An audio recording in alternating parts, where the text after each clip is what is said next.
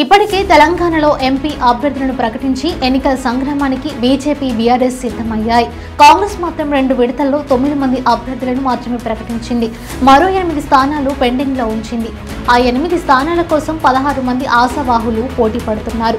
ఎవరి అధిష్టానం ఎవరి ఫైనల్ చేస్తుంది, వాళ్ళ పేర్లను ఎప్పుడు అనౌన్స్ చేయబోతుంది అన్న దానిపై ఉత్కంఠ కొనసాగుతోంది. ఆద్రం సుగుణ, డాక్టర్ సుమలత వీళ్ళిద్దరూ ఆదిలాబాద్ పార్లమెంటు స్థానం నుంచి పోటీ చేయాలని భావిస్తున్నారు. నిజామాబాద్ లో జీవన్ రెడ్డి, సునీల్ రెడ్డి మధ్య పోటాపోటీ నెలకొంది. కరీంనగర్ స్థానం తమకే కేటాయించాలని ప్రవీణ్ రెడ్డి, వెలిచాల రాజేందర్ పట్టుబడుతున్నారు. వరంగల్ సిట్టింగ్ ఎంపీ పసునూరి దయాకర్ మరోసారి రేసులో నిలిచారు. ఖమ్మం బరిలో మంత్రి పొంగులేటి సోదరుడు ప్రసాద్ రెడ్డి పేరు ప్రముఖంగా వినిపిస్తుంది.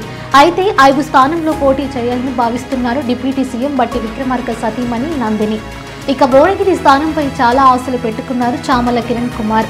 మొన్నటిదాకా కోమటిరెడ్డి లక్ష్మీ బరిలో ఉంటారని ప్రచారం జరిగినా అందులో ఏమాత్రం నిజం లేదని క్లారిటీ ఇచ్చారు మునుగోడు ఎమ్మెల్యే కోమటిరెడ్డి రాజగోపాల్ రెడ్డి. ఈ క్రమంలోనే నేనున్నానంటూ సీన్లోకి వచ్చారు కంచర్ల చంద్రశేఖర్ రెడ్డి. మెదక్లో మైనంపల్లి హనుమంతరావు, నీలం మధు ఎవరి స్టైల్లో వాళ్ళు సీట్ల కోసం కసరత్తు చేస్తున్నారు. అటు హైదరాబాద్ సెగ్మెంట్లో షబానా, తబస్సుం గట్టిగా ప్రయత్నాలు చేస్తున్నారట. అభ్యర్థుల ఎంపికలో అధిష్టానం మాత్రం ఆచితూచి వ్యవహరిస్తుందంటూ ఫైనల్ గా పార్లమెంటు బరిలో ట్రయాంగిల్ పై రసవత్తంగా మారడం ఖాయంగా కనిపిస్తుంది.